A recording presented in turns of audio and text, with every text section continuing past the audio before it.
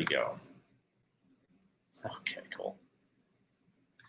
All right, everyone, let's get started. So I want to thank you guys so much for joining me today on this session. It just took me a minute or so just to figure everything out. I see all your comments here. Thank you guys so much for the birthday wishes. I'm actually turning 29 tomorrow. This is my birthday weekend. Today I wanted just to spend time with you guys and add as much value to you guys as possible. So I'm here for you guys. I want to answer whatever questions you guys might have for me, any help that you guys might need, whether it's related to passive income, whether it's related to a specific goal or challenge that you might have in your life. Feel free just to post it here in this chat section, leave a comment here, and I'll do the best that I can to respond to you. I'm a little bit overwhelmed right now with how many comments have been here, so there might be quite a number of questions that I have to go through, and I'll do the best that I can to help you guys out and respond in whatever way possible. So with that being said, if you guys have any questions, just post it right here on YouTube in the comment section, and I'll make sure to go through it and do the best I can to answer. But we have people from all over the world right now joining us.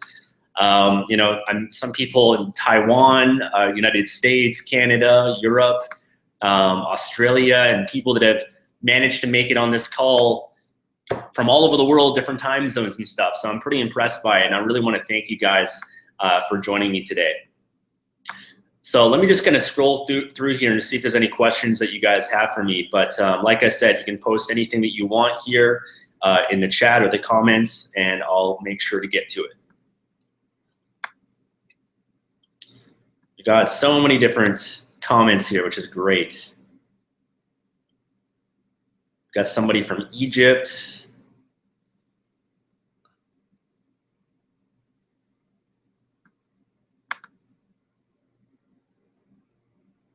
Awesome. Okay, I got a question here from Austin B, and his question is, what has been the most important thing you have learned in the past year? Happy birthday.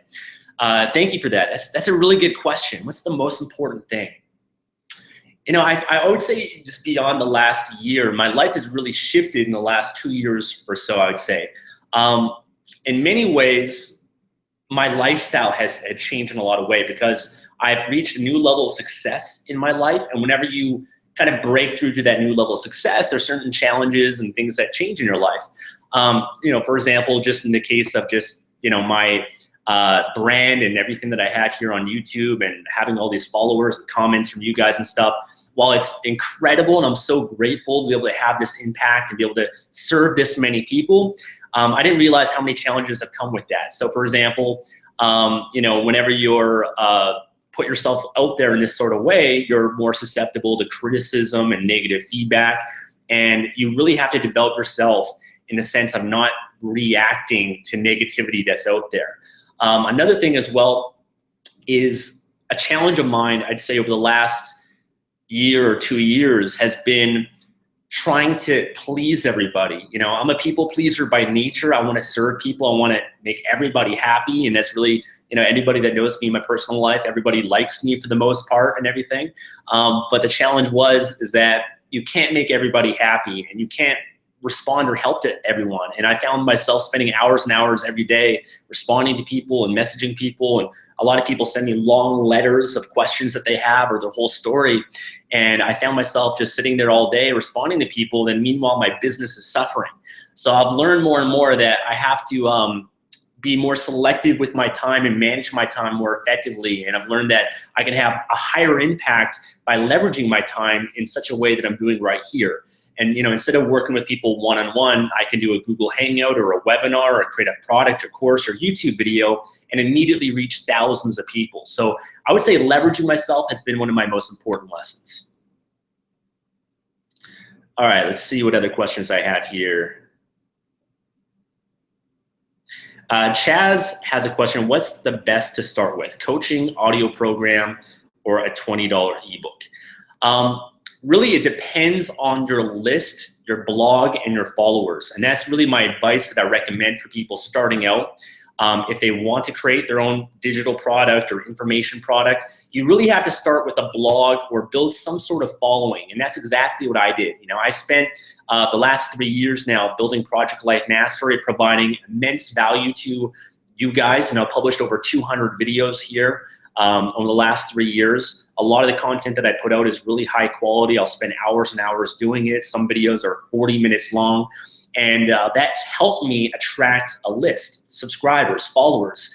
And so really what you want to do is once you have subscribers, you have people that follow you, and you have traffic that's either coming to your blog, subscribing to you in some way, what will happen is you'll have people that will ask you a lot of questions. They'll want to learn from you in that sort of way, and that will help guide you in determining what you want to offer to people. And I found the best thing to do is just to survey the people that are following you. So if you have people that are following you and really like your stuff, and you have a list of people, then ask them what they want, survey them, ask them, would you be more interested in a coaching program? Would you be interested in an audio program? Would you be interested in buying a $20 ebook from me? What are the challenges you have? What are the goals that you have? How much would you pay for this product if I were to create it? Your list, followers, and subscribers will tell you exactly what they want, in which case you just got to go and create it and then give it to them. And you'll have a lot of people that will want what it is that you have to offer because they've already received so much value from you that they're going to end up buying it. So that'd be my advice, is start with building a list and following first, and then to survey them and find out what they want. Damian has a question. What's the one piece of advice you would give the 20-year-old Stefan Palernos? That's a great question. I would say that everything is going to work out the way you want. Just really have more belief and confidence in yourself. I feel like in many ways when I was 20 years old, I did have a lot of belief that I would be very successful. I always knew that I was going to be a millionaire and I was going to have all these, everything that I really wanted at some point in my life. I've always just kind of knew that. And I think I had that belief because of all the self-development stuff that I went through at a young age. I got into self-development when I was 17 years old. I started off with Tony Robbins and Paul McKenna and Brian Tracy and a lot of these different people. And they really planted the seeds in my mind of belief that I could create whatever it is that I want. And I think, when I was 20 years old, you kind of worry about things that aren't really important. And you don't kind of realize that until you mature at a later stage in your life. When I was 20 years old, my goals were much different than they are today. My goals when I was 20 was to, get a girlfriend and to, be popular and to develop my social skills and confidence and stuff. And I remember I was going through a lot of challenges during that stage of my life. I suffered with depression. I was very shy. I had a lot of anxiety. And so really it's just, looking back, if I was 20 years old, just making myself understand and realize that everything is going to be okay as long as you work hard, you put in the effort, and you continue developing and improving yourself, and eventually you'll get to where you want to be. And, so I would just say when I was 20 years old, I was on the right path, and it's got me to where I am today. So I'm really thankful for all the decisions that I've made in my life to get to this point. And if you guys are just joining us now, I want to thank you guys again. You can ask any questions you guys have right here in the comment section. I'll do the best that I can to respond to you guys and help you in whatever way that I can. All right. Hi, Stefan. You're one of the most fluid speakers I have seen. Cool. What tips and advice would you give to someone who wants to become a great speaker? Dave from London. Awesome, Dave. Well, thank you. I appreciate that compliment. I feel like I'm not really a fluid speaker, to be honest with you, because I'm always comparing myself with people that I think are much better speakers than myself. But I got into public speaking when I was 17 years old. I used to be very shy and introverted, and I did anything that I could to really push my comfort zone to develop my character, my qualities. I wanted to be more confident. I wanted to be a better speaker. Funny enough, when I was in high school, I didn't really speak at all. I didn't really talk to people. I was always the quiet one in the corner. And I remember I had a lisp at, when I was in high school as well. I was never very confident in my voice or what I had to say. And so I was always self-conscious and micromanaged everything that I would say. And so I remember when I was 17, I joined Toastmasters, which is a public speaking group that you can develop your public speaking skills. I remember I did acting and improv classes when I was 19 years old. Scared the hell out of me, but I forced myself to do it because I knew that it would develop myself and develop my confidence and my speaking abilities. I remember I even did voice classes at some point with a friend of mine where it helped us to develop our voice and the resonance in our voice and things of that nature as well. And I even remember actually there's a guy named Roger Love who helps people to develop their voice in terms of singing. And back when I was 20 years old, 19, 20 years old, I had a job where I was working with my dad in the family business, and I had to have a 30-minute commute, to work each day. And I used to listen to these voice training programs and develop my voice while I was driving to work each day. And then when I was 21 years old, I started a business, a coaching business here in Vancouver. And I did a lot of public speaking, and I did public speaking events about every 2 weeks. And I think just over the time, it's just developed more and more my speaking style. And I also model a lot of people too. I pay attention to people like Tony Robbins and other people's YouTube channels, and I try to emulate them in some way so that I can take different characteristics and develop my own speaking ability and style. And when my job now is I spend a lot of time recording videos and content. So you just get better and better at it over time. So my advice to you would just be get as much public speaking experience possible, and don't really focus as much on being articulate and exactly what you're,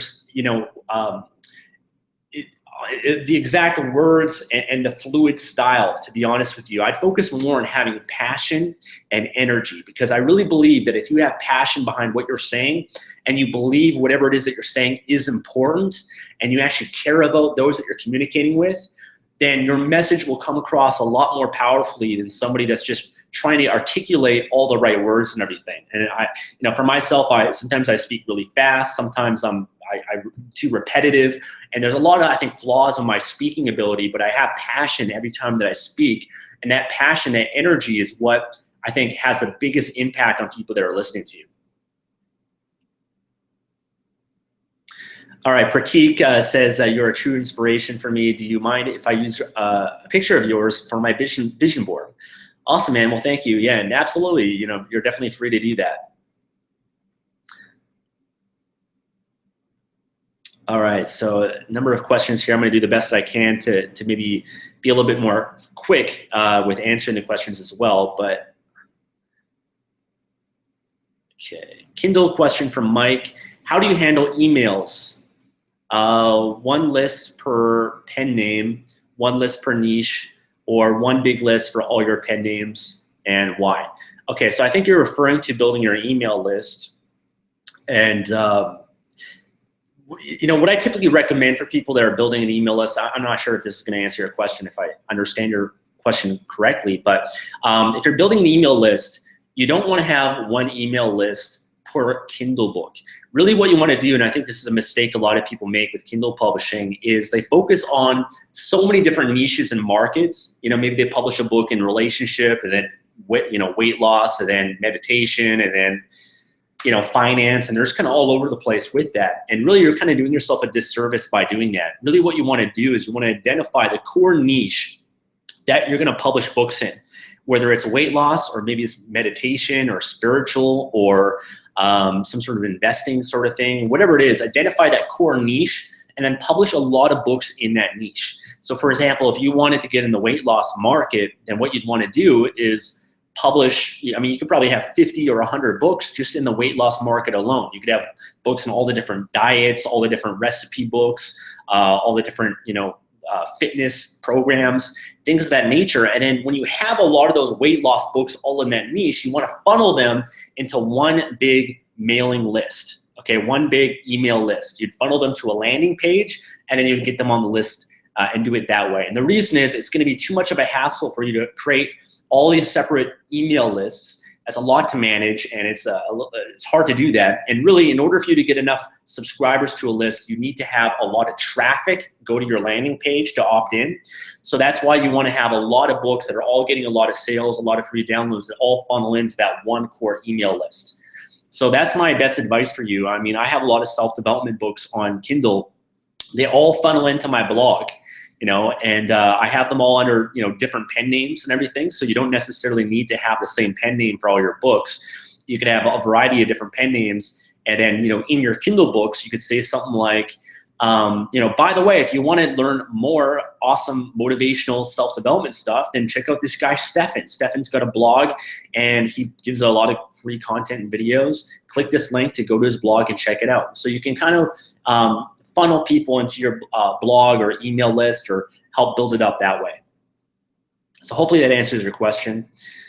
We got people from all over. Thank you guys for all the comments. Where can I find someone who can do a custom illustration for my children's ebook? Good question. I've actually done 2 children's books. I haven't really focused on it that much, but I just went to Fiverr.com. If you go to Fiverr.com, you type in illustration or graphics or whatever, you can actually find a lot of people there that are graphics designers, animators, illustrators. You know, I even got my entire story done on Fiverr.com as well. I actually found someone that could write a children's book for me, a story. And then once you have the story, then I found another guy on Fiverr that could do all the animations and illustrations. And I made sure to send him the story and talk to him before I actually ordered with him.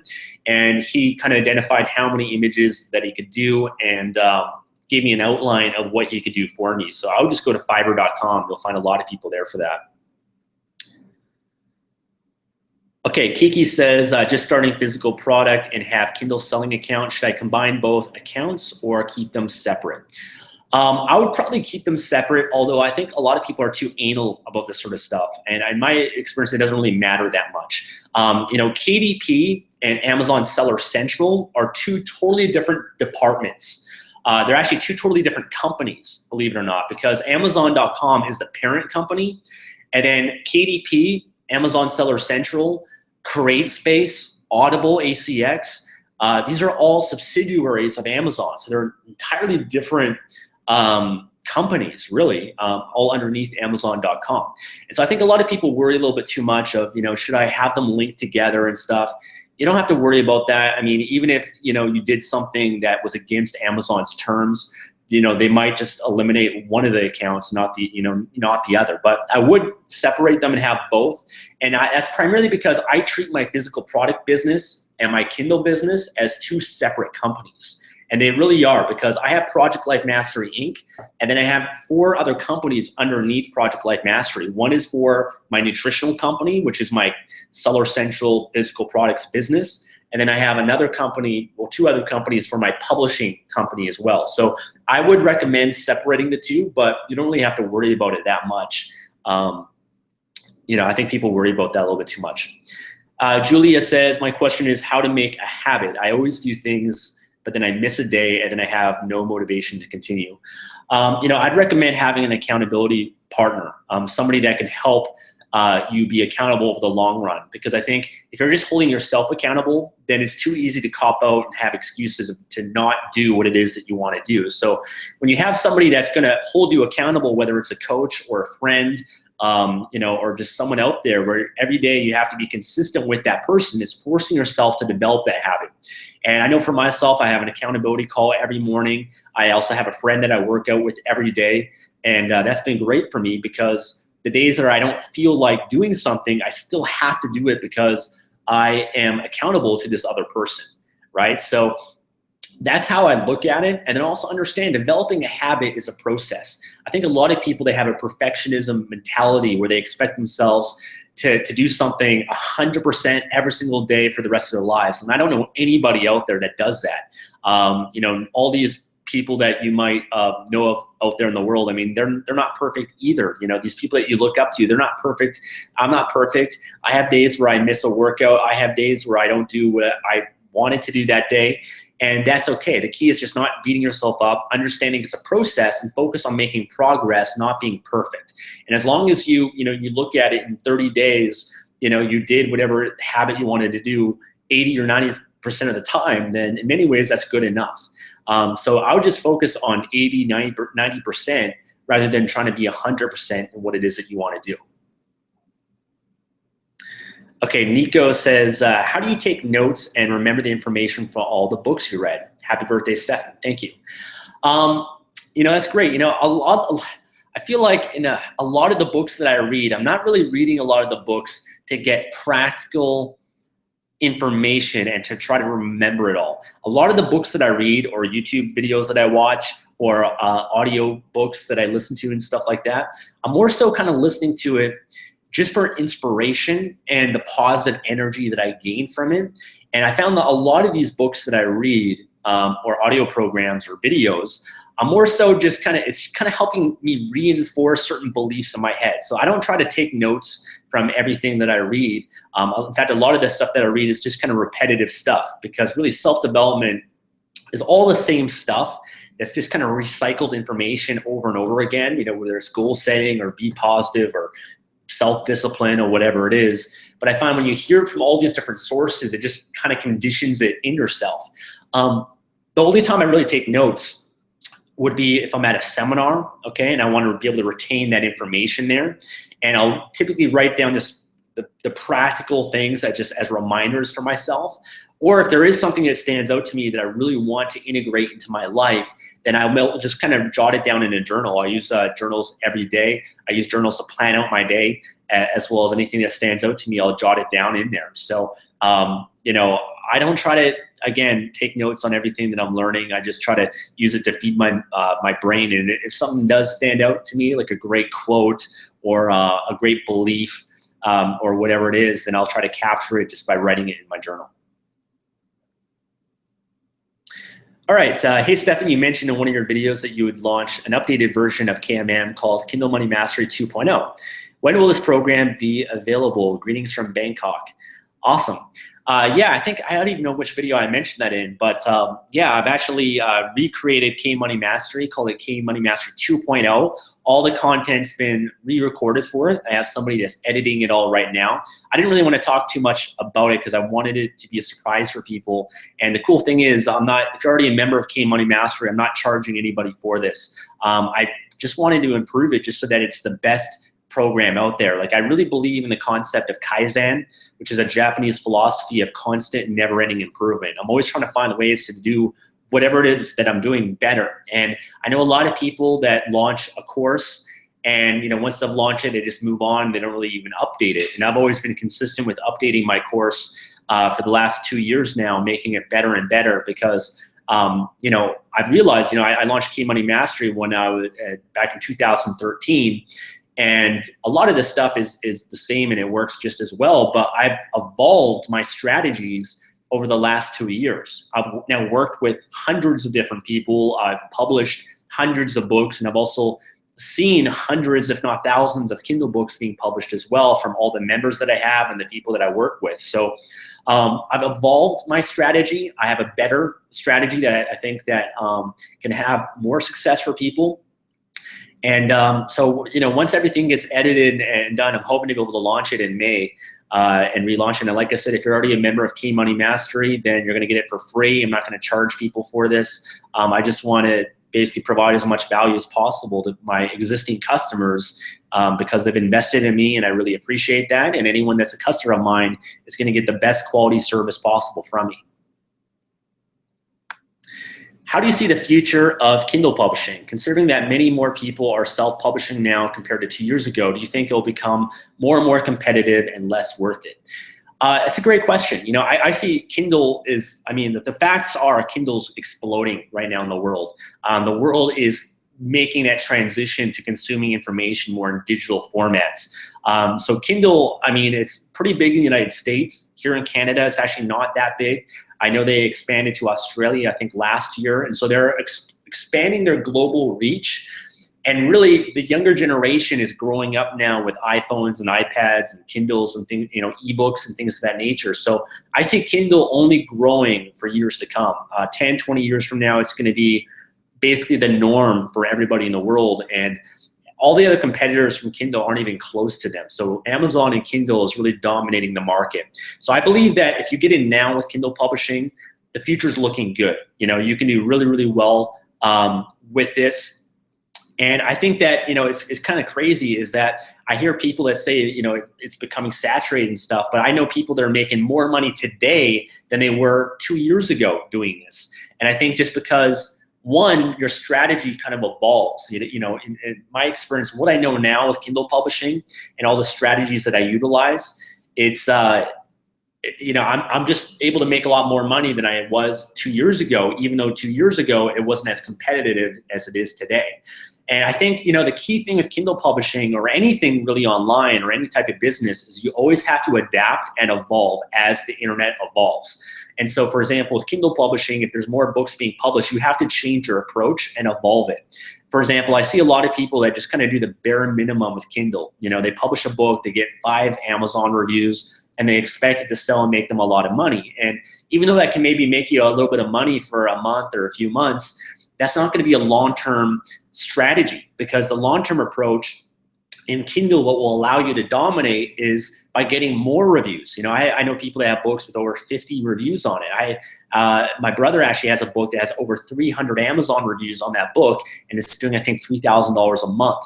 I know people now that are making over $20,000 a month with Kindle, whereas when I got into this 2 years ago, I didn't know anybody that was doing that much. So it really goes to show that the opportunity is better than ever. I'm interviewing and hearing from people all the time that are part of my program that are getting amazing results.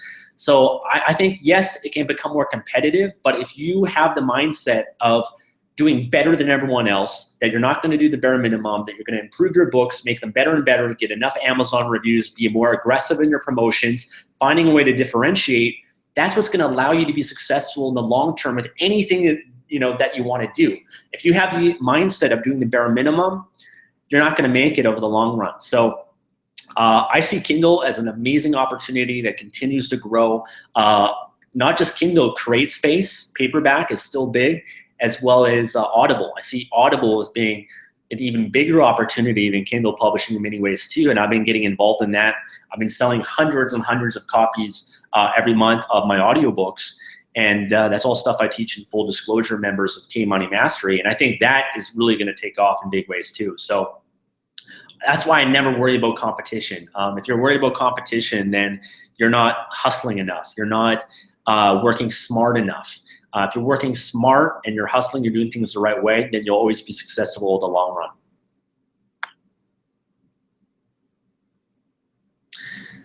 Okay, Dennis has a question. How much did you invest to start Amazon FBA? Good question. I'll share my experience. I'll also share my girlfriend's experience. The product that I wanted to sell on Amazon was a supplement, and it's an amino acid supplement called L-carnitine, which is a product that I take every day. And I'm really into health and fitness and everything. And so when I started approaching different suppliers and manufacturers in the United States, I wanted to source from the United States because I wanted something that's really high quality, and I wanted something that I would personally take myself and that I'd feel confident sharing with my friends and my followers and everything. And so the company that I decided to go with is in Florida. And if I order, the quote that they gave me, if I order 1,000 bottles of this supplement, then it would cost, I think, $5 something per bottle. So my investment was about $5,000 for 1,000 units of that. And then in terms of getting my packaging done, I think I paid $300 for that on 99 Designs. And for the most part, those are the main expenses that I had in launching my product. And mainly because I wanted to have a big inventory. You don't need to start with 1,000 units, but I have the money and I wanted to. And you don't have to spend that much either, but I wanted a really high quality product that I could personally take. My girlfriend, on the other hand, she doesn't have as much money as me to invest. And so she found a product that she could manufacture in China. And I think it costs 50 cents or something like that for them to manufacture it. And she got 1,000 units. So it cost her $500 for her inventory. And then she couldn't afford 99 Designs. She actually found someone on Odesk or Elance, and I think she paid them $50 to create her packaging and stuff. And she's actually been doing better than I am. She's making about $5,000 a month from her Amazon product, doing really well. So I've also seen people that have started with 300 units that have just invested a couple $100 bucks. I think you need at least $1,000 to get started with it. You might not be able to go after a really expensive market because it's going to cost you more money. And I even recommend people, get started with something that is that is within your budget and your price range. And then as you start making money, then go after bigger markets. Then maybe source different products that are a little bit more expensive that you can sell at a higher price point. But you definitely don't need a lot of money to start. All right, Jessel says, what was your inspiration or influence that got you started on pursuing passive income online? Great question. I would say it's a number of different things. I remember reading the book, The 4-Hour Workweek. with Tim Ferriss. Just the concept, the ideology of that was great because it was really counter to what you learn, which is to work a 9-to-5 job, go to university, retire. So that really shifted my belief system. I would say also going to a seminar called the Millionaire Mind Intensive with T. Harv Eker. That's all about passive income, and financial freedom. And that really shifted my mentality more as well. And I think there's a few other books and resources. And I remember once I discovered the internet marketing community and I found message boards like the Warrior Forum, it just really opened my mind to this new world of passive income, of internet marketing, because I started to see and read these sales letters and buy these products of people that were making ridiculous amounts of money passively, that were young, that were living this lifestyle, traveling the world. And so once I discovered that, I knew that I had to find a way to pursue this and be successful at it, because I think once you discover the world of internet marketing, it's hard to go back and having a job when you know that there's that out there for yourself, and that you could be having this lifestyle if you just put in the work and make it happen for yourself. So I would say it was a number of things, and even I discovered Frank Kern and John Rees and Evan Pagan and Jeff Walker and all these different internet marketing gurus out there. They really influenced me a lot, Ryan Dice, and just kind of showing me what was possible. Okay, and Kush says, any new changes in your morning, evening, or any other ritual?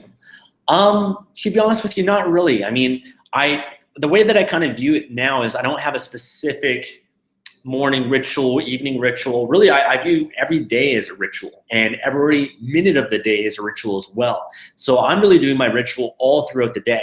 All throughout the day, every hour, I'm thinking about what I'm grateful for, what I'm happy about in my life, what I need to get done, what's my outcome. I'm visualizing things. So I don't just do it specifically in the morning or in the evening, but I'm doing it all throughout the day. And I realized really you have to train yourself like that. There's times where I might be in the elevator or walking down the street. I'll just remind myself to smile. I might just remind myself to do some breathing in that moment. I'll think about what I'm grateful for. And so I'm always conditioning myself all throughout the day to do a ritual and incorporating all those effective strategies as part of my day-to-day life. Nasima says, how do I get over my fear of failure? I think you got to fail to get over it. I think once you actually fail, just like with anything, you realize it's not as bad as you thought. It's only the fear of it. It's only the thought and the ideology of it. And I think if you actually embrace it and fail, because everybody does fail, then you realize it's not that big of a deal, and you just pick yourself up and you just keep moving forward. And for myself, I've failed so many different times, but I think also because I've failed so much, and I've been able to get myself out of those situations, it's helped me develop my confidence. And I don't really fear failure that much because I've already been broke. I've already struggled in my life. I've already had it as bad as it can be. And not only that, because I've been able to get myself out of those scenarios, I have confidence and belief that I could recover from that. I think another thing is you have to change your beliefs about failure. Failure is an asset. Failure is a good thing. They see the secret to success is to double your rate of failure. The more that you fail, the better, the more that you're going to learn. It's a good saying that when people fail, they ponder, and when people succeed, they party. But rarely do you change your life at a party. It's only when you ponder and you fail that you really have the biggest breakthroughs and really grow the most in your life. I know people that start with internet marketing and they don't realize that failure is part of the process. In any business, they publish a book and they fail, and they're, it's the end of the world all of a sudden. And really it's not. I mean, I think everybody that is successful has gone through that. I've published Kindle books that didn't do as well as I expected, that didn't make money, but I learned from it and I just keep moving forward. And again, that's what's allowed me to succeed and allowed me to have all the experience and knowledge that I have today. What is the most important thing to live a successful life? That's a really good question. There's a lot of different things. I would say the most important thing that I've learned is that the quality of your life is the quality of your emotions, okay? The quality of your life is the quality of your emotions. You could have all the money in the world. You could have the nicest car. You could have the best, girlfriend or wife or husband or boyfriend or whatever it might be, everything on the outer world. But if you're miserable and you're unhappy, then you're a failure. And really, it's not on the outside world that counts, it's in the inner world. And I know a lot of people that are very successful, and I'm sure you also know celebrities and entrepreneurs and people that have billions of dollars, but yet they're going in and out of rehab, but they're on drugs, or they're suicidal or they kill themselves. And so I've really learned that the quality of your life is the quality of your emotions. That if you're pissed off and angry and depressed all day, it doesn't matter what it is you have, but that's your life. And so I would say the most important thing is just being happy each day and conditioning yourself with a morning ritual, whatever it is, to condition yourself to experience the emotions that you want to experience on a daily basis. So whatever it is that you want more of in your life, because the only reason why you pursue external things is what you believe it will give you. If you want to make a lot of money, it's because you believe it's not the money, but you'll have a sense of security, or you'll have a sense of significance or status, or maybe a sense of contribution, or whatever it might be. And what you have to recognize is that if you're after those emotions of happiness, security, passion, contribution, then you can experience those things right now. You don't have to wait for some moment in the future to have that happiness or passion or whatever. You can incorporate that and do it a morning ritual each day and allow yourself to experience those emotions. So I would say that's the most important thing, is your emotional quality of life. Okay, Gil has a question. What is one of your favorite, most influential books? What are you reading right now? I would say one of my favorite books is Awaken the Giant Within by Tony Robbins. I've read that book now twice. There's been a lot of other ones, and in terms of Think and Grow Rich, or Robert Kiyosaki's books. The Millionaire Fast Lane was a great book that I think I read a year or two ago that was just helped me with my mindset at the time as well. But I would say Awaken the Giant Within is probably one of my favorites, just because Tony Robbins has influenced my life more than anyone. And what I'm reading right now is a book called, I think, Take Control of Your Life, or Take Charge of Your Life. I mentioned in my monthly goals reports, but it's a book by Richard Bandler, who's the co-founder of Neuro-Linguistic Programming. And he basically teaches you a lot of NLP techniques, which will help you change your emotions, behaviors, patterns, or whatever it is. Okay, Mike has a question, YouTube question. How do you prepare yourself before filming your videos? Do you use a script, an idea, outline, or nothing at all? I want to make good quality videos fast, like you seem to do. Okay, I'd say first and foremost, it's not what you say, it's how you say it. And I think that's an important thing that I've learned. And it kind of goes back to that passion, that energy that you have. If you have passion and energy behind what it is that you're saying or speaking on, then that will come across more than the specific words of what you're saying. So I don't use a script or anything like that. Typically when I'm recording videos, I make sure that I'm in a peak state before I record or really do anything. And in order to get in a peak state, I might do some sort of morning ritual, some sort of ritual thing. I might change my focus on what I'm happy about or whatever it is. But I also ask myself questions like, why is what I need to share important? Okay, why is what I need to share important? Why do I care about these people? Why do I care about you guys? What's my outcome?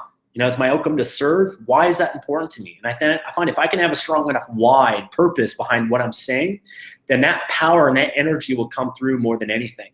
And so I start with my state first, and then usually what I want to talk about is either things that are things that are on my mind that I want to talk about, or a specific question that people have for me as well. So I usually base it off that, and then I just allow myself to get into a flow state and start speaking. And I've just gotten better and better at it as time goes on. I remember when I first started doing YouTube videos, I was a little bit more self-conscious and worried about how I look or what I say, or maybe I'd start talking and then I'd mess up on a certain word, so I'd stop it and re-record it all over again. But now I've just learned not to really care about that, and just to, be in a position of service and wanting to help people. And I just trust that my energy will come through, and I just do the best that I can. And you just get better and better at it as time goes on.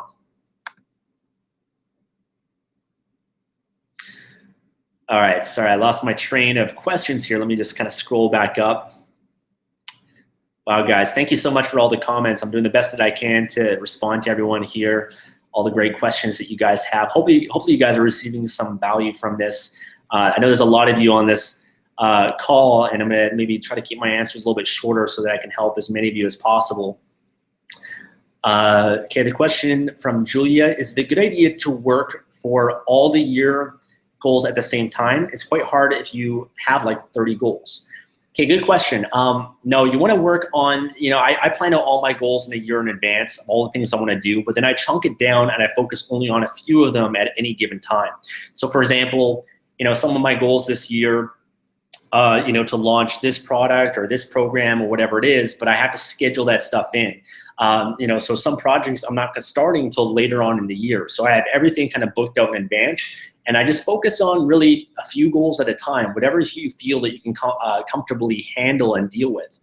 So for me right now, there's a number of projects that I'm working on, and I know there's some projects that are coming up, and I'm not even starting on those projects until I'm finished what I'm currently doing, because otherwise you'll just get too overwhelmed and the quality of everything that you're doing is going to drop. So really it's best to focus on a few things at a time and focus on it until completion, until it's set up, it's running without you, it's automated, and then move on to the next thing. As far as Kindle goes, this is from Duncan Ryan. As far as Kindle goes, how do you feel about the Kindle Unlimited program and how it will affect Kindle publishing going forward? I think Kindle Unlimited is actually a good thing and a benefit for Kindle publishers, because a lot of people are downloading your books that would have never previously given your book a chance. Because when they're part of Kindle Unlimited, a lot of people, they're just kind of, buying a lot of, downloading a bunch of books, whatever, because they get unlimited number of books. And as long as they go through 10% of it, you get paid. So you're actually getting more customers than you would have previously gotten because of this program, because people don't have to fork out $3 for your book or whatever. And the key is having a strategy to get people to actually open your book and go past 10% of it. So one thing that I do, and I teach this in full disclosure in K-Money Mastery, is I give a bonus as part of my book. So I might give a bonus video, or if I have like a meditation book, I might give a bonus meditation MP3 or something like that. And in order for them to get the bonus, I position that bonus within right after the 10% point of my book. So it forces people to go past 10%.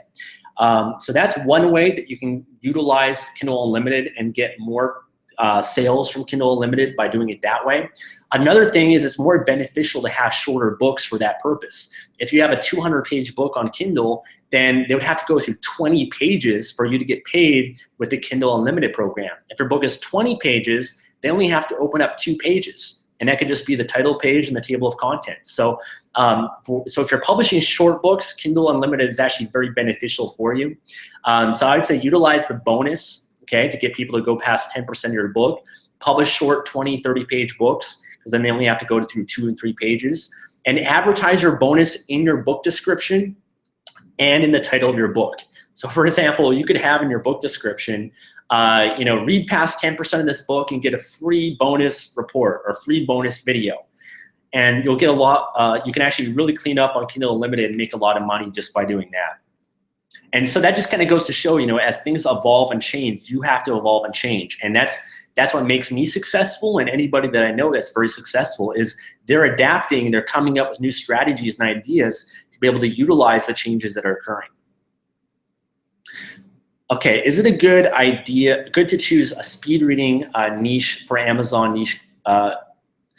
Is it good to choose a speed reading niche for Amazon Kindle eBooks? Greetings from Poland. I haven't done the research on that niche, speed reading. I'm not entirely sure if that's a profitable market, but really the key thing is you need to determine if it's profitable. You can't take my word from it. You have to search for that in the Kindle store, find other books that are selling on whatever niche that you want to publish a book on, and you can look at the Amazon bestseller ranking of those books and be able to determine how well it's selling. And so if there's other books that are selling in that market, then that kind of gives you the green light that's a profitable niche market that you can succeed from. Julia says, how do you apply the law of attraction in your daily life? Do you visualize? How often? Okay, great. I do visualization, and I find that I'm a very visual person that way. I have a vision board, for example, that helps me focus on things. And I also, I write out my vision board is more of my long-term goals, 5-10 years from now, but I have my yearly goals as well as monthly goals as well. And I focus on those quite a bit. And whenever I do, I visualize whatever it is that I want. And I also find, whenever it is that you're setting goals, you need to have a high belief in it and a high desire. So if you set goals that are just too way out there, like I want to make $1 billion, but you don't really believe that you can have that, then what happens is that doubt that you have, okay, the lack of belief is kind of countering that desire, that goal that you put out there. So it kind of neutralizes that frequency. So I find what you got to do is you got to have goals that you believe on a scale from a 0 to 10 or a 7, 8, 9, or a 10 out of 10 that you can have that. And then in terms of desire, it has to be something that you want as well. And so on a scale from 0 to 10, 7, 8, 9, or 10, in terms of desire. So that winning combination of high belief, high desire, and you just focus on what it is that you want, you will have it if you have that combination of those two. I've got a really great video blog on the law of attraction on my YouTube channel I recommend checking out as well. But I don't have a specific like structure or ritual with that. I just kind of feel like I visualize all throughout the day. I just kind of do it a little bit naturally. Okay, Robert says, I wasn't able to join ASM. I'm looking to start a business online. What would you recommend? Well, you know, I'm in a lot of different businesses online, from supplements to Amazon, Kindle, blogging, digital products, software now as well.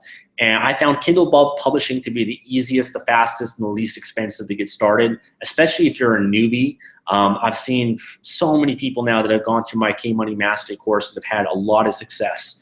And it's strengthened my belief in it, because when you publish a course and you have a lot of people that are going through it, and every single week you're receiving messages from people thanking you, sharing the results, telling you how they quit their jobs, telling you how they're making $5,000 a month or a couple hundred a month or $10,000 a month. I know people are making $20,000 a month from my program. And so when I get all that, it just, my belief skyrockets, and really believing that this is the best way for people to get started. So Kindle publishing, I think, is the easiest and fastest way. My K-Money Mastery program. I have a lot of belief in the Amazon physical products business. I really believe in its potential in terms of the amount of money that you can make from it, because to scale up with Kindle publishing to 10, 20,000 a month is a little bit challenging, because you need virtual assistants to help you do that, to scale up. It's definitely possible. I know a lot of people that have done it, but you do need a team of virtual assistants to be able to scale up to that point. And you have to treat it as a business. If you just want to make a couple hundred a month from Kindle, then fine. You can treat it as a hobby. And I know a lot of people that they're totally fine just making a couple hundred a month. And for a lot of people, making an extra couple $100 a month passive income would change their life. You know, a couple extra $100 could pay for your groceries every month, or your cell phone bill, or your cable bill. And can really make a big impact in someone's life. But if you do want to scale it up to 10,000, a couple thousand a month, 10,000, 20,000, then you need to take it a little bit more seriously. You know, physical products is a business. You've got to treat it as a business. It requires capital. I'd recommend that, but I'd recommend, if you are going to do it because of the investment that's required and the seriousness of it, is to invest in a high quality course and program. And I'm checking out some other courses right now for FBA, and if there's anything good, I'll let you guys know. All right, Bob Monroe, great to see you. I know that you have multiple income streams, and I'm wondering if you could share what percentages come from which sources. Yeah, that's great. You know, it's really, I don't know the exact percentages, but you know, the Kindle publishing for me, as well as now CreateSpace and Audible, has always been about $8,000 a month, and it's been pretty consistent for me. And the thing with Kindle publishing is that's kind of what I started with a few years ago, and it did really well for me. But I find I don't really have the passion to continue with Kindle publishing to scale it up to that 20,000 per month point, just because there's my blog and a few other streams and projects I'm focused on that I have more passion behind. So I think Kindle publishing was great for me, but I just kind of have it in maintenance mode right now. I'll focus more on Audible with that. But that's been about $8,000 a month. My Kindle course, well, I have 4 digital product courses that have been pretty big for me in the last 2 years now, that has been responsible for most of my income. So I have my program on how to write a book. I've got my K-Money Mastery program. I've got Full Disclosure, and I've also got a Kindle VA training program. And I'd say that's maybe 40%, I'd say, maybe 30, 40% of my income. Then my coaching, I do life coaching as well as business coaching, and I help a lot of people develop their blogs, or if they already have an online business, I help them develop that. Or I work with people at Kindle Publishing and now also with Amazon products. I'd say that's maybe 10% or so of my income. And then I do affiliate marketing. Affiliate marketing has been big for me, especially now that I just promoted the Amazing Selling Machine, and I did a great bonus for a lot of people. Affiliate marketing has been pretty consistent for me because I have a lot of blog posts and video blogs that all are automated that produce passive income for me. So for example, I've got everything on Vitamix Blender that I'm an affiliate for and I make thousands of dollars from, to different supplements, to weight loss programs, to make money online programs, to Aweber and lead pages and all these different things that I do really well on from affiliate marketing as well. My Amazon physical products, so it's really hard to say, but I would say affiliate marketing is maybe about 20%. And then my Amazon physical product now, which has been making a couple thousand per month, I'd say that's 5%. And I just sold a bunch of old websites that I had too, that I started off with, that were home remedy websites for different skin conditions. So actually I sold all those off. That was a percentage of my income as well. And do I have any other streams of income? I've developed a software with my brother that we have a number of people that are paying for right now. I think we have 50 members of it, but I haven't released it publicly yet. It's just kind of released to my brother's group right now. So that's been another stream. So it's becoming a little bit more complicated now because I have 4 different businesses, 4 different subsidiaries. I've got some partnerships now too. And so it's become increasingly challenging because I have so many different streams of income from so many different sources. So it's a little bit hard to know exactly the exact percentages. But I would say my Kindle course and affiliate marketing are my top 2 sources. Okay, what, according to you, is the 80-20 analysis of your success or anything else? I think a number of things. A big core thing for my success has been raising my standards in a lot of ways. And I think my blog has actually helped me in a lot of ways because I put a lot of pressure on myself and I put myself out there where I have no choice but to succeed. And so by me posting my goals every year, and my goals every month and updating it every month, it forces me to follow through. It forces me to hold myself to a high standard and follow through. So I would say the accountability has been really key for me, just putting myself out there. So that's been a really, really huge thing in terms of forcing me to follow through. And I would also say my mindset. My mindset has really evolved in terms of leveraging myself. The whole passive income model has really allowed me to have a lot of success because I can set up, anytime I set up a new business or product or whatever it is, it's automated and allows me to now move on to the next thing while the previous things that I've established continue making me money on autopilot without requiring any maintenance or time. So I would say leverage and thinking in terms of leverage has been extremely important as well. Is it true that if you didn't make your first million by age 30, you probably won't be a millionaire?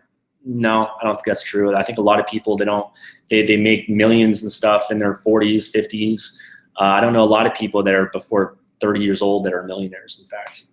Have you made any enhancements to your morning ritual over the last year? Not really. Someone asked this question previously, but it's pretty much the same. I always switch it up. I'm always doing totally different things. And like I said, I'm doing a lot of rituals just all throughout the day. Mike has a habit question. What time do you wake up in the morning and what time do you usually go to sleep? I usually go to sleep around 11 to midnight, I'd say. And I wake up anywhere from 6 a.m. till 8 a.m. And it depends. I don't really set an alarm, to be honest with you. I just kind of let my body wake up whenever it needs to wake up. The last 4 months, 5 months now, I've been training really, really intensely with a workout partner and a personal trainer. And my focus has been primarily to gain muscle mass. And so I've been eating a lot more. And my body's just been requiring more rest. And I almost want to take as much rest as possible because that's when your body grows the most. So I've been sleeping about 7 to 8 hours per night. Although right now that the weather's getting nicer in Vancouver, I find myself naturally waking up a lot earlier because I wake up with the sun.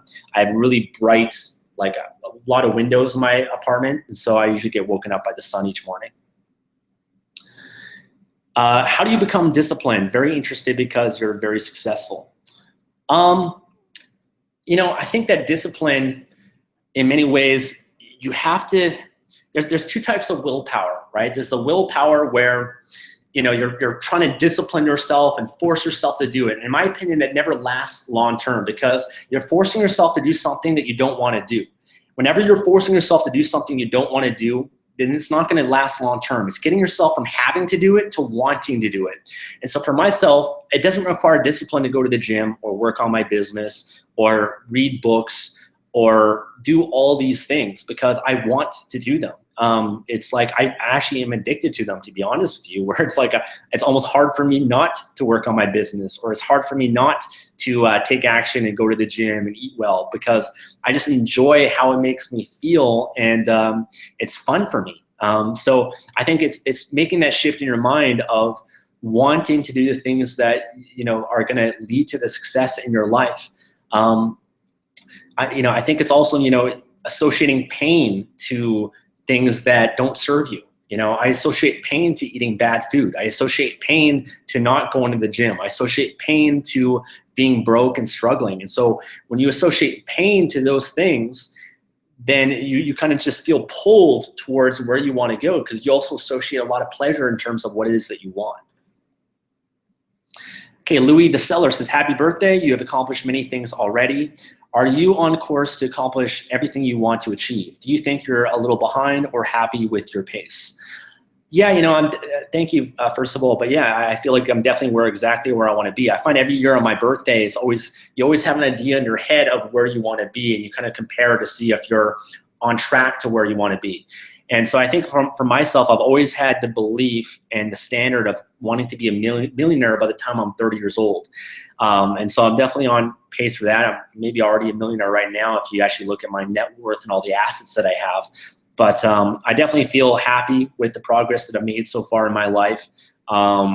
I wouldn't have it any other way. I found a way to enjoy the process as well. I did sacrifice a lot to get to where I'm at, but I also found a lot of ways to enjoy it in terms of traveling to build my business and things of that nature. So I feel I'm exactly where I want to be. And I always have the belief that I'm always going to have whatever it is that I want in this lifetime. I've just always believed that since I was young, just because I think I had those beliefs put in my head from a young age. And I felt like in many ways when I was so young into self-development, I just thought I had a huge advantage over everyone else. I just thought, hey, you know what? I'm learning all this stuff at a young age. How can I not be super successful if I just keep taking action over the next 5, 10, 20, 30, 40 years? It's just really inevitable if you're learning and developing yourself every day and you're utilizing these strategies. I have people that are in my Kindle course that are 17 years old, 18, 19 years old. I'm like, you're going to be doing amazing things because you're learning this now at 17, 18, 19 years old. You're learning about passive income. I wasn't even thinking about passive income when I was 17, 18, or 19. So I feel like when you discover this, really maybe at the beginning, you're going through the learning curve. There can be challenges and struggles and stuff in your business. But once you break through and you have success, then it's like everything is possible for you. And it scales up very, very quickly once you start making money. It's amazing how fast it scales up. I remember it was a struggle for me just to make $5,000 a month. That was like a goal of mine for 2 or 3 years. And, then it just quickly jumps up to $10,000, $20,000, $30,000, $40,000, $50,000, $70,000, $100,000 and just scales up so quickly. Nasima says, question, how do you break bad habits and develop good habits? I'd really recommend checking out this. There's a lot of things I could say about this, but I've got a good video blog that I published back in 2013 on this. I think it's something like how to change your behaviors or something like that. And a really good technique I'll share with you real quick is whatever habit you want to change. Let's say it's depression or in some sort of negative state or behavior. What you'd want to do is develop a ritual like this where you put yourself first and foremost in that state. Okay, so let's say it's being depressed. You'd put yourself in the physiology of being depressed. You'd sit on the couch that you normally sit on. You'd put yourself in that state exactly there. Right when you're in the peak of that state, you're going to do something unique to shock your nervous system and to break your pattern to get out of that. Okay, so let's say it's depression. You're sitting on the couch. You're in that state of depression. then what you do is you jump up, scream out loud something like stop, and then all of a sudden you put yourself in a state that you want to be in, and you start doing whatever it is that you want to be doing to start conditioning that habit. So maybe it's reading a book, let's say. So you'd go up, you'd get yourself in a totally different state, go read the book. Then you'd reset that, go back to that depressed state, put yourself in that mentality again, break your pattern, go read a book. And just repeat that again and again, make it a ritual, do it every day. This is an NLP technique, and that's one of the best ways I've learned to change your habits. Okay, happy birthday, Stefan. Top 5 favorite books of all time. Oh my God, this would be really tough. I'd say Awaken the Giant Within, Tony Robbins. The Millionaire Fastlane. For some reason, that book comes up for me. It was a really good book that I really enjoyed in terms of my business, passive income mentality. You know, Think and Grow Rich was a really pivotal book for me as well. Thinking, 4-Hour Work Week was a big one for me. And I also like some biographies too. You know, I like Arnold Schwarzenegger's biography, Total Recall. That book really motivated me a lot as well. But man, there's so many books over the years that it's hard to say which ones are my favorites, because I feel like all of them have played a big role in my life. Julie asks, how do you stop being nervous during the public speaking? I have I have to do a lot of those. I think really it's just consistently pushing yourself to do public speaking. I think just like with anything, the more that you do it, the better you get at it. And, you know, being nervous during something is actually a good thing. That means that you're growing. That means that you're developing yourself more than any other time. So, you know, when you're nervous and you just continuously face that fear and keep doing it again and again, your confidence will improve. And I think anytime that you do something that scares you, you gain confidence from that. And it shifts your belief, because the first time you do public speaking or whatever it is, you're nervous because you have all these different thoughts, you have these worst case scenarios. And then when you do it, you realize, oh my God, that wasn't that bad. You know, I'm still alive. And it just kind of strengthens the belief that it's not that big of a deal. So you just keep doing it again and again and again. And it's kind of the mentality of becoming comfortable with discomfort. The more that you put yourself in that situation, the more you grow. So I wish there was a quick fix I could give you. Maybe the quick fix would just be making sure you're in a peak state and doing rituals to condition yourself to feel the way that you want to feel. And I've also found with public speaking too, the more you prepare yourself, the more confident you're going to be as well. So if you take time just to prepare yourself mentally, emotionally, and you know what you're going to say, that can help ease the nervousness as well to help prepare you to do a great job. Question from Mary is, have you ever thought about sponsoring someone? What about a contest? You pick the best story and the person will win an internship with you. Happy birthday, Steph. Awesome, thanks. Yeah, that's a great idea. I haven't really thought about that. I've done some sponsoring of children with World Vision, but in terms of an internship or things of that nature, that could definitely be a really good idea. Okay, Christopher says, congrats and early birthday. Thank you. How do you go after a goal posted public or private group, but never made it happen? I made a goal public at KMM full disclosure, but I never made it happen.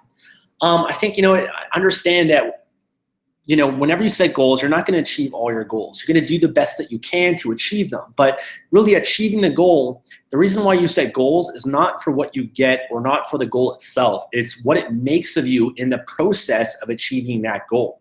It's who you become in the process. And so, let's say you have a goal to make a certain amount of money online, $1,000 a month, but you only make $800 a month. Was that a failure? No, that's still a success, because you have to acknowledge the progress that you did make. Even if you didn't make any money, but you took action, you have to acknowledge all the progress you made in terms of what you've learned. Because a lot of people that go through a process, whether it's working out at the gym, you don't get results maybe from that you wanted, or starting a business, or K-Money Master, whatever it is, in that process, if you don't achieve your goal, that's okay, because you've learned all these great skills. You've learned how to publish a book. You've learned about marketing. You've learned how to outsource things. You learned how to leverage yourself. You've learned how to, you've learned what not to do in a lot of ways as well. And, same thing if going to the gym, you have a goal to lose 10 pounds, you only lose 1 pound. Well, during that time, you developed a habit. You've maybe develop some new discipline or more confidence, or you've learned how to better implement it and do different exercises and stuff. So you have to look at the process. And I've always said the process is more important than the result. I think a lot of people are too attached to outcomes and results. And the problem with that is when you're too attached to them, I think it's good to have outcomes and results. When you're too attached to them, when you don't achieve it, then you get discouraged and you give up. But whereas if you're focused on the process and you don't achieve it, then you're still encouraged because you look at all the process and all the stuff that you've learned along the way. So if you didn't make your goal happen, then that's okay. Don't, beat yourself up a little bit just to give yourself a kick in the pants to get yourself going again, but reset the goal to something that's more realistic, and or just maybe extend the deadline on that goal. I don't achieve all the goals that I set on my blog, but if I don't achieve it, then I'll just reset it for the next year and eventually get it done. What were those voice development audiobooks you listened to? One was from a guy named Roger Love. Okay, Roger Love. I don't know the exact names. I think one was actually called Set Your Voice Free. I don't remember all the programs. That was like 10 years ago. Is it okay if you're not an expert of the niche market?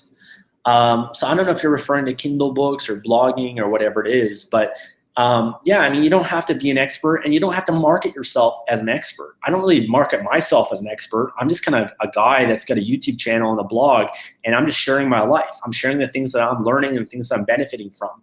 That's how I've approached my blog. I don't consider myself an expert on certain things. I'm just, like I said, just sharing what's worked for me. And if other people can benefit from what's worked for me and receive value from it, then awesome. Happy birthday, Stefan. You've turned my life around through your actions. Facing into final exams at the moment, I just wanted to know how you stay motivated and focused. Thanks from Ireland. Okay, great question. How do you stay motivated? I think one is having goals. Okay, having goals that excite you, that motivate you, knowing why you want your goals. Okay, so the more reasons that you have, the more fuel and energy you're going to have and motivation to achieve those goals as well. So some of the reasons that I think about when I am focused on goals is I think about what's the benefit of this? What is it going to give me in my life? Because the more that I can associate to the pleasure and the benefit from taking action and achieving this goal, the more it's going to motivate me towards having that pleasure.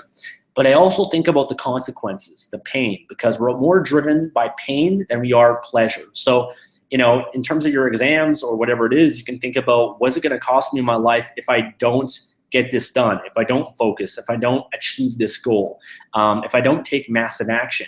And I think a lot of people, they try to protect themselves from pain. They try to avoid pain. For me, I've always been honest with myself in the sense that I've always acknowledged by not achieving this, it's going to lead to me maybe being broke and struggling, or being in debt, or never having the life I really want, or settling, or not being able to give or make the biggest difference. And I really think about all those reasons, and that motivates me. I think about the pain and the consequences of it, and sometimes I exaggerate it as well, and that really drives me to take action and do it. So if you can always think about, what is it going to cost me right now in my life if I don't do this? What's it going to cost me a year, 5, 10 years from now? Then the pain of that will drive you into action. Okay, Michael has a question. Hi, Stefan. I want to ask how you come up with topics for your blog, because it seems you are so consistent with posting out quality content.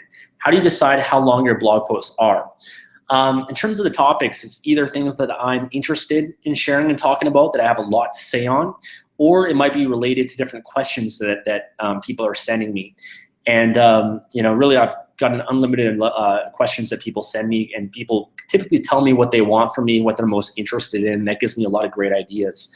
But I will say, when I first started blogging, it was just sharing in my life, my goals, books that I was reading, things that I was learning. And I found just by posting about it and blogging about it, it actually helped me in a lot of ways, because it helped me internalize the stuff that I was learning.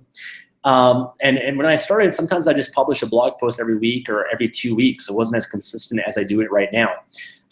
In terms of how long, it's really how much I have to say about it. Same thing with my videos. Sometimes I go on for, as you guys know, 40, 50 an hour, talking about something. And same thing with my written posts. Sometimes I just have a lot to say about it, and I'll write, 5,000 words. Sometimes it might only be 500 words or 1,000 words. So I don't have a specific formula in my length of content. My whole focus is just on how I can serve and just make this as high quality as possible. Okay, next question. Any chance of a detailed workout diet course to get ripped?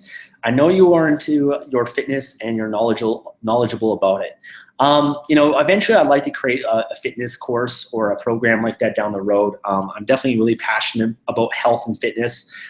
In terms of a workout diet course, I don't have anything right now that I could share. Actually, I do have some blog posts when I was doing my fitness competition last year that you can check out on projectlifemastery.com, where I break down my diet, my eating, my workout program and everything. So that could be really worthwhile checking out.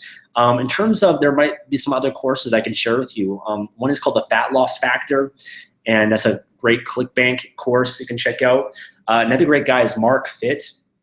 A friend of mine, go to markfit.com. He's got a great membership site. I think it's $10 a month. And he's got a lot of great workout programs and diet programs as well. B. Ree asked, do you have websites for the ebooks? No, I don't. Danian says, how do you use your email list at its fullest potential to promote future books, affiliate marketing? Okay, great. I think that the one when you build a list, the most important thing is not how many people are on your list, but it's really the quality of your list and the engagement that you have with your list. Because if you have 1,000 people on your email list, doesn't mean that all those people are going to open your emails or click the links that you have in them and everything. So I think most important is focus on building a relationship with your list and adding as much value to them as possible. Anytime you're involved in business or really making money online, you always have to take yourself out of the equation in a way, and you always have to put your customers, your followers, your subscribers, your visitors first. You always have to have their interest and care about that more than your own, more than making money. Making money is always a secondary benefit because money only follows from providing value. So you make your focus first and foremost, if you're on your email list, is providing value. Because when you send out great content and great videos or articles and people receive benefit and value, then they're going to be more likely to open your emails. They're going to be more likely to check out what it is that you have to say because you've given them so much that's high quality already. So I think that's first and foremost is building the relationship and providing great quality content. I think next is that if you are going to monetize your list and make money from it, you also have to have your followers' interest in mind as well. So for me, I don't just promote something just to make money. I promote something because I know it's going to help people. I know people are going to benefit from it. If I promote the 100-day challenge, I'm promoting that because I've received a lot of benefit from that in my life. I've purchased the program. I've been through it 5 or 6 times now. It's helped me get to where I'm at, and so I'm confident in the quality of it, and I know that other people will benefit from it. So I put it out there and I share it with people because I know it will help them. And I do make money, a commission from promoting it as an affiliate and stuff, but that's a secondary benefit because the thing is, if you promote something that sucks, that's bad quality, that people don't benefit from, then they're not going to like you. They're not going to, trust you anymore. They're not going to listen to what you say. You're going to lose credibility. Same thing with the Amazing Selling Machine. That's a program that's changed my life, my girlfriend's life, a lot of my friends and people that I know. I believe in the quality of that program. I promote it first and foremost because I know that anybody that buys it, it will change their life. It will help them build an Amazon business. I believe in the potential, the future of Amazon, and I just believe in that whole business altogether. So I always have that as my intention, first and foremost, is this going to help people and add value to them? And then making money from it is more of a secondary thing. Are there any risks to using outsourced work into your product? Yeah, I mean, there's a bit of risk in terms of, if you're hiring freelancers for anything, you want to make sure you own the rights to that material. So even if you're having a web designer design your website, or you're having somebody post on your blog, or somebody write a Kindle book, create a cover, do graphics for you, whatever it is, you want to make sure you own the rights to that. So there's different agreements that you could have, because otherwise the risk could be that, if it's their work and you don't own the rights for it, then they can maybe come after you for that. Or, maybe you publish something that is violating copyright or a trademark or something like that. That's another risk as well. So you want to make sure that anything you publish, you own the rights to. And as long as you do that, then you're totally fine. And then in K-Money Mastery, my program, I actually have a ghostwriter agreement and disclaimers as well that I actually paid a lawyer to $500 each to get those written up for my members and stuff. So really when you actually buy K Money Mastery or anything that I have, you're getting a lot more benefit, because if you were to hire a lawyer to write all this stuff for you, a ghostwriter agreement or disclaimer, it would cost you a lot more money. Cool, guys. So I've been just hammering through these questions here, and I really appreciate it. I'll go for another 10 minutes, the best that I can for you guys. It's been almost an hour and a half now. So I'll do the best that I can, and I just want to thank you guys for all the comments and questions once again.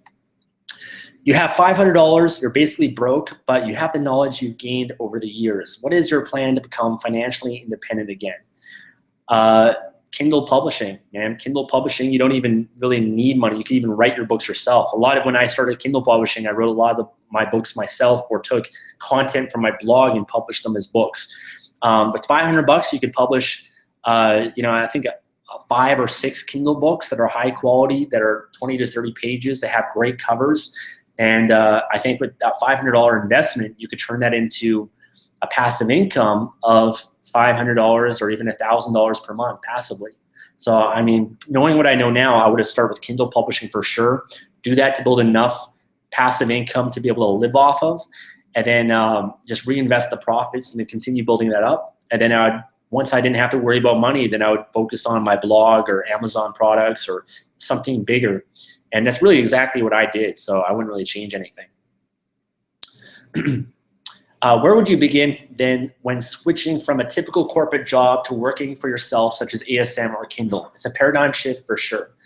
One is that, building an Amazon product or a Kindle is something that you can start part-time. Most of the members and people that I coach, they're doing it as a part-time thing. They already have corporate jobs, or they're going to university, or whatever it is. And that's the beautiful thing about it, is you can build it up part-time. I just interviewed a woman from India who's a stay-at-home mom, and she's running other businesses as well. She focused 2 hours a day on Kindle publishing, and she had a 6-month-old baby, and she was able to build it up to $4,500 a month within a few months. I've actually got an interview with her I'm going to release sometime in the future. So, I've seen a lot of people, so many people now just do it part-time. And so what I would say is that once Kindle or your Amazon product is consistently making you enough money to support yourself, then you're in a position to be able to quit your job. And I'd make sure that, the Kindle or Amazon product is making consistent money for a period of time before you quit your job, as well as you have an emergency fund as well. So I'd recommend doing either of those things part-time, on the side, building them up, and then once you're making enough, just move on from your job and then be able to focus on it full-time. And when you can focus on it full-time, your business, it's going to explode. All right. Hey, Stefan, advice for teens starting online income building. Thanks. Cool. So if you're a teenager, that's a really great question. You're just know that you're in a really good position. I think a lot of people are jealous of the position that you're in, being able to focus on making money online and passive income when you're a teenager. So just understand that you're in a really good position, a good place. You really can't fail. Take action and do the best that you can, and really understand that, you're not, I don't know, maybe you'll get really rich at it, being a teenager and stuff. But even if you don't, just look at all the experience, the knowledge that you're gaining in the process of it. I think just having this level of awareness and understanding about business, passive income at that age is just going to be a benefit for you. So having a good foundation of that is great. So if you're a teenager, just learn as much as you can. If you do have money, you can maybe invest a little bit of it. It might be a little bit challenging in that circumstance, but if you do, can put aside a little bit of money, be smart with your money at a young age, reading self-development books, working on your mindset, your habits, your discipline, all that sort of stuff. I think that will lead you to a lot of success in your 20s.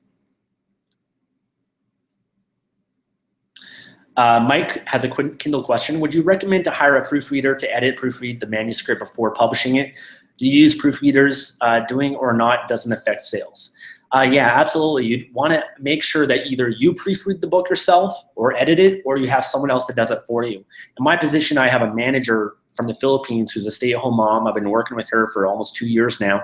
And every book that we publish, she proofreads it, goes through it, edits it. She's really skilled in her writing in English.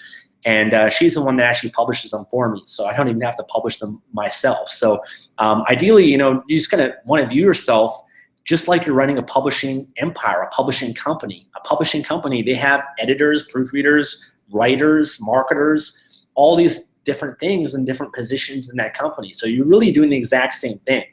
Now, having a good quality book, it's not going to make a difference in the short term, but in the long term it will, because you could publish a crappy book and make a couple $100 from it in the short term, but eventually you'll get negative reviews and people will stop buying it. So it is beneficial for you to publish that book high quality when you start, and just make sure that there's no errors or mistakes or spelling mistakes in that book before you publish it. Fartun says, hi, I'm 17 and I want to start doing Kindle. I don't have money to start, so what's the best way to go about it? Should I wait till I get a part-time job or try to write my own book? My advice to you, honestly, if you don't have money for it, is get a part-time job, work at a temp agency, mow people's lawns, get a paper route, get something and make $100, $200, okay? Just, you know, and really, I mean, it shouldn't be that hard for anybody to be able to do that. But save up $200 and then take that money, buy a course. Okay, it could be my course or someone else's, because that course is going to save you, honestly, like a year of trying to figure this out on your own. And if you can make $200 in a few weeks just having a part-time job, then if you do the math, that's just much better use of your time. So make $200, invest that in a good course, and invest it just doing it the right way. Okay, and that's exactly what I do. Is I would get a part-time job to be able to fund and support my online business, because if you try to do it without it, honestly, you'll have a very hard time succeeding, because you're competing with people that are publishing on Kindle that have been through my course, that have been through my full disclosure, that just know things that you don't know. And I've spent 3 years and years before that online marketing to develop K-Money Mastery and what's in there. So if you don't know that stuff, then it's just almost impossible for you to be able to compete with people that actually do know all the stuff that I have in my course.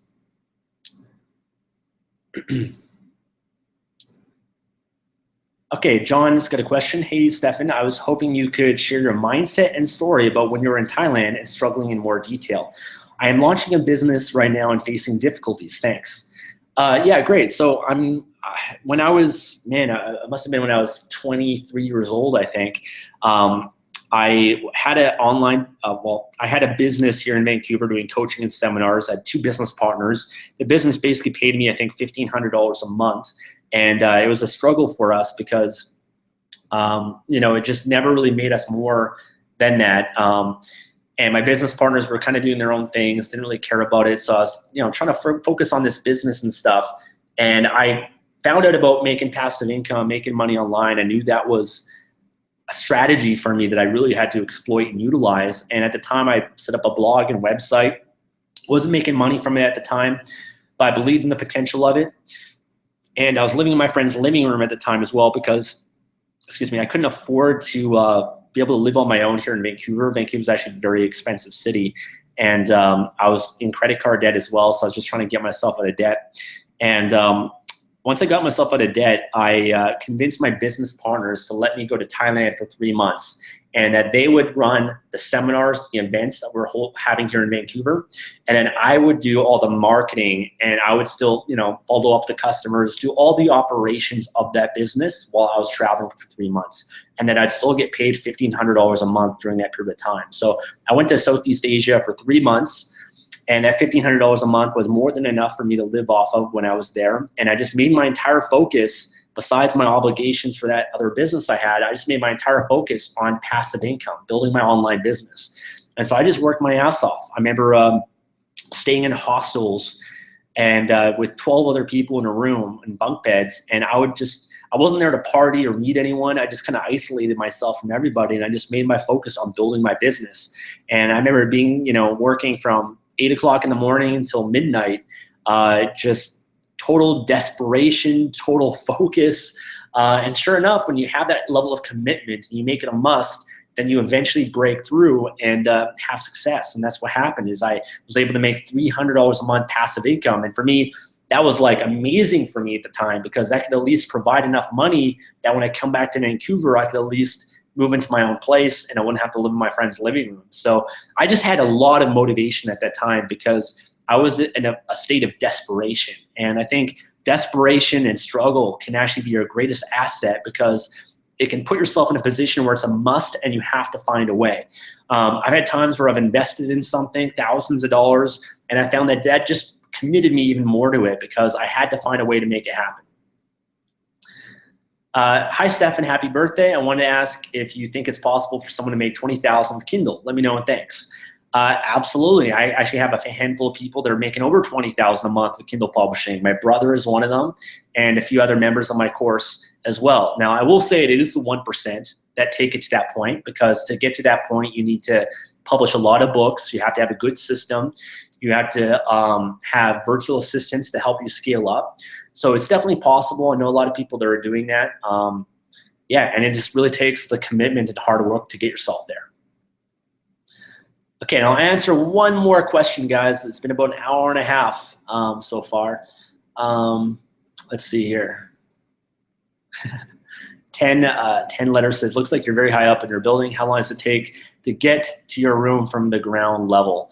Well, the elevator here is pretty fast, so it's about 2 minutes in the elevator, but I've had occasions where I've taken the stairs, and it's about a 15-minute walk up and down the stairs in this building on the 48th floor. I'll answer one more. I'm presuming you wasn't always a disciplined, thriving person you are now. How did you change? I know what I want, who I want to be. I've got goals, habits, but I always fall off. How do I be it? You know, yeah, I mean, you're right. When I was in high school, I was lazy. I was a bad student. I skipped school. I never did my homework. I never studied. I played video games. I was shy. I was introverted. And really what changed me was finally being honest with myself and hitting rock bottom. I got to the point where I just finally decided that I'm no longer willing to live my life this way. I no longer want to settle. I no longer want to be alone and struggle and be depressed and unhappy, and that this had to change right now. When I got to that point of just hitting rock bottom and reaching my emotional threshold, all of a sudden this like energy unleashed within myself, and I discovered self-development, and that just really put me on the path towards success. You know, so I would say just the self-development, constant learning and improving myself. But really, I've always been good at using pain and pleasure to drive me. I've always, you know, when I was really struggling, the pain of that just was unacceptable for me, and I didn't want to live my life that way. I remember when I was 17 years old, my goals at the time were like getting a girlfriend and things like that. So I was really driven to improve my social skills, my confidence, and improve myself because I wanted to be able to have a girlfriend. I had so much pain around that. You know, pain of, you know, liking certain girls and having a crush when you're in high school, but feeling like you're rejected and you're nobody and you're so insignificant. So I think I had something that I wanted to prove to myself and to other people. And I just think that the pain of those experiences was what really drove me. So I would say the key to not falling off is just having something that's going to drive you over the long run. Having goals that excite you enough, but having a strong enough purpose. When you have that purpose, everything will come together for you, because you know that purpose, that drive, that hunger inside yourself will pull you towards where you want to go. It won't take willpower or discipline. It'll just pull you like a magnet of like, this is what you want. And then the magnet inside of you is just pulling you towards that, achieving your goals. So finding that purpose, I think, is very critical. Okay, guys, so that was the last question I'm going to answer. I want to thank you guys again for all the questions, all your support, for joining me today. You know, my birthday weekend. I just want to let you guys know how much I appreciate you for your support, for being a follower. My whole focus is to add value to you guys, so hopefully you guys receive some value. I'll continue doing the best that I can to put out high-quality videos and content for you guys, answering your guys' questions. I had some people ask as well if they want to support me in any way or give a gift for my birthday. And what I've been telling all my friends, all my family for my birthday is really the best thing you can do is just support me with my mission. If you guys want to support me with my blog, my YouTube, leave comments, like, share my videos with others. That's the best really way that you can help me and pay me back, because it's just supporting my mission of reaching more people. If you want to contribute to a fundraiser that I'm doing, and if you receive value on this call and you want to contribute, I'd really appreciate that as well. My goal this year is to build 2 different schools, one in Ecuador, one in Kenya, with Change Heroes. And if you just go to projectlifemastery.com/change heroes, even if you donate $5 or $10, that can make a big difference, and I'd really appreciate that. So if you guys want to give me a birthday gift, it's just best to support my blog or my fundraiser or one of the goals that I have there. So I want to thank you. I know a lot of you guys have already contributed to the campaign, and I really appreciate that.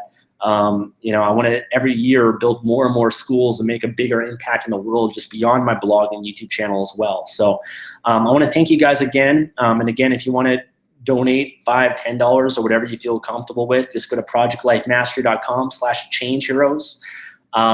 And other than that, I just want to thank you guys again. I've got a lot of more great content videos coming for you guys in the next few months that I've been working on. Already a lot of stuff I've already recorded that I have yet to release as well. So, and you guys give me a lot of great questions here that I could potentially do some more video blogs on and expand a lot more detail. So thank you guys again. Have an amazing weekend, and I'll talk to you soon. Bye.